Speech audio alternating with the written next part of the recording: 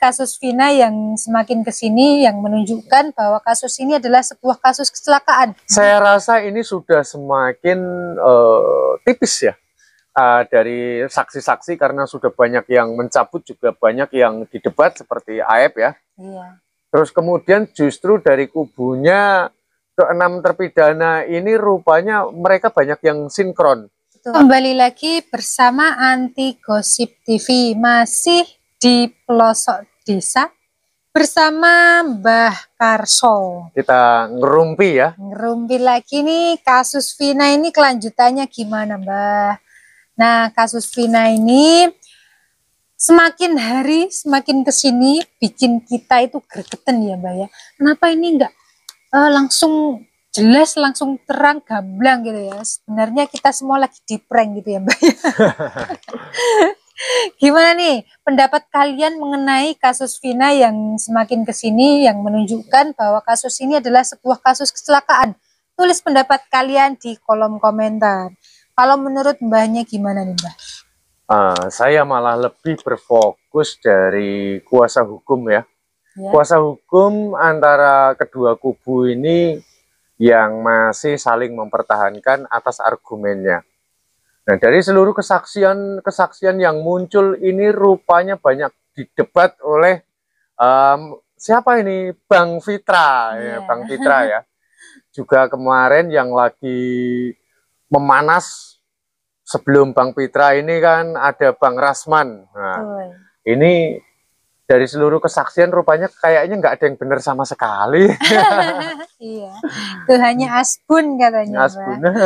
Kita melihat ya Bang Fitra ini betul-betul membela pihak itu Rudiana gitu ya. Sementara dari kuasa hukumnya para terpidana Farhad Abbas ya, dia mengatakan nih, nah ini di sana untuk saksi ini pengacaranya ini, saksi ini pengacaranya ini, pengacaranya sama semua gitu ya, dari saksi ini terus saksi itu gitu. Jadi seolah kayak semacam jawaban settingan gitu ya. Iya, makanya itu. Nah, jadi untuk masalah ini kasus Vina ini kan sekarang ini lagi beranjak, kita semua masih menunggu dari hasil sidang PK-nya Saka Tatal. Nah, tapi juga yang dilakukan oleh MA saya rasa ini sudah betul.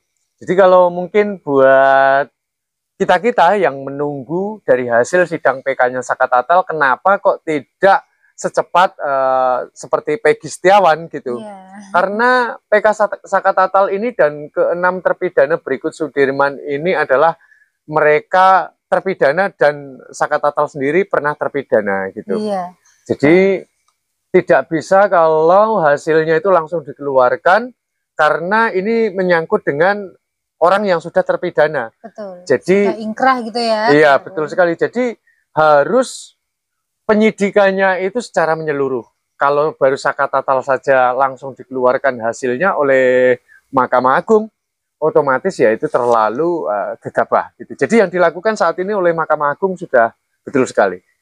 Iya, kita tunggu hasil keputusan Mahkamah Agung untuk sidangnya PK Saka Tatal ini ya Mbak ya. Nah, kalau untuk 6 terpidana ini kan sebentar lagi juga akan sidang ya Mbak ya, awal September ini kan katanya. Betul sekali.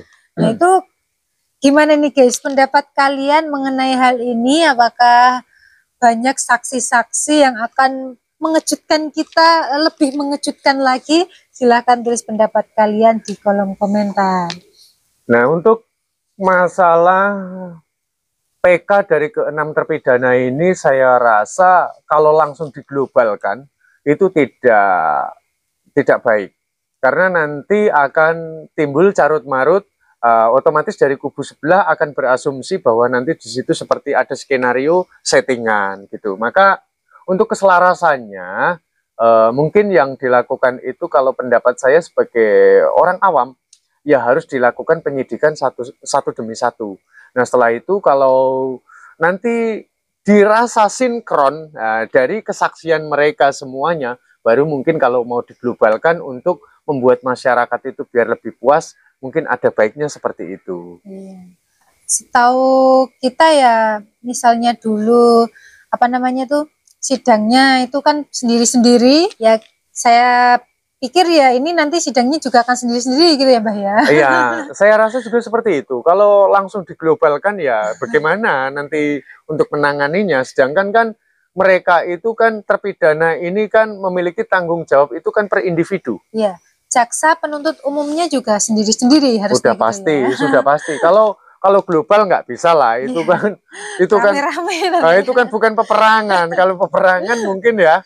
Nah, jadi karena ini kebetulan saja bahwa beliau ini diprediksi ada dari kubunya dari si terpidana bahwa beliau ini sedang menginap di RT Pasren. Yeah. Terus kemudian dari RT Pasren sendiri kesaksiannya katanya tidak melihat bahwa mereka menginap di tempat RT Pasren. Nah, tapi tetap saja tanggung jawab itu kan sendiri-sendiri gitu. Karena juga seperti kesaksian yang kita dengar, kayak Sudirman ini katanya ditangkap. Nah, pada saat kejadian itu beliau sedang berada di mana kan, mereka itu kan belum tentu satu kerumunan gitu kan, maka ya harus dilakukan secara per individu. Setelah itu disinkronkan gitu.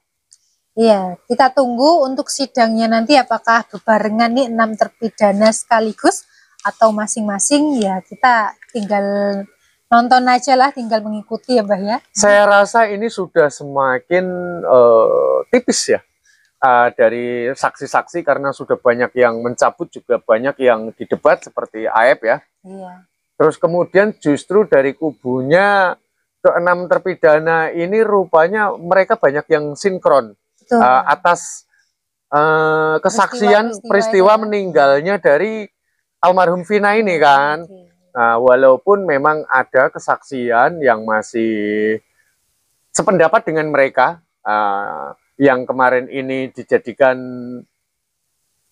saksi yang utama pada saat melihat kejadian itu ya. Betul. Kemarin katanya polisi desa atau apa gitu nyebutnya kan, itu kan polisi kampung apa polisi apa gitu ya. Ya, dengan ditariknya kesaksian dari Dede, kemudian Liga Akbar, itu kan sama saja pondasi hukum itu sudah runtuh ya Mbak ya. Betul sekali. Ibarat bangunan itu udah nggak ada pondasinya gitu ya. Betul yang sekali. Menyudutkan 6 terpidana, 7 terpidana ini gitu. Tapi yang jelas dari segini banyaknya peristiwa ataupun penyidikan, mungkin yang membuat salah satu ya, membuat masyarakat awam seperti saya ini kurang puas itu seperti tidak dapat dibukanya dari CCTV itu. Betul. Nah itu yang paling ini sih kecewa lah istilahnya kasus sebesar ini. Jadi gitu begini, saya sendiri orang bodoh, tapi kalau melihat barang buktinya ada, entah bisa dibuka atau tidak oleh ahlinya CCTV, itu kan masyarakat edukasinya dalam menyaksikan itu kan memiliki kepuasan tersendiri. Betul. Oh memang CCTV-nya nggak bisa dibuka gitu. Sedangkan pakar dari CCTV aja masih saya rasa masih menyanggupi ya kalau ada barang buktinya gitu. Betul. Itu kan ya seperti tidak masuk akal gitu ya.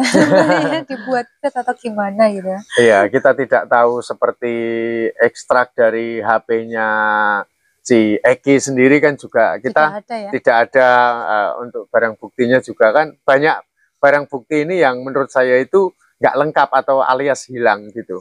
Ya bahkan yang sudah ada aja di debat itu Mbak, dipikirnya itu rekayasa gitu, seperti ekstraknya HP Vina gitu kan. Ya, jadi kalau semacam ekstrak mungkin ada semacam kayak bukti chat ya. Iya. Ketika itu kan ada IT-nya dari BBM, ya bisa dihubungi kan? Saya rasa juga nggak gaptek-gaptek banget ya, apalagi di zaman era modern saat ini semua serba digital. Jadi semua itu ada ahlinya sendiri-sendiri tentang BBM, chat, mungkin WhatsApp atau mungkin chat atau mungkin telepon, itu kan server Google juga fungsinya untuk apa, ya kan?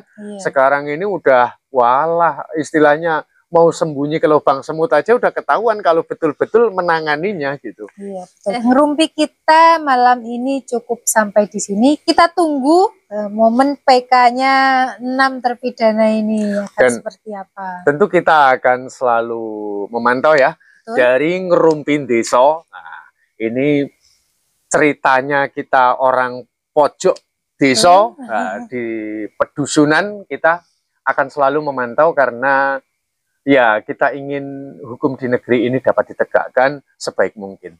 Iya, pastinya. Terima kasih teman-teman, sampai jumpa pada momen berikutnya. Bye.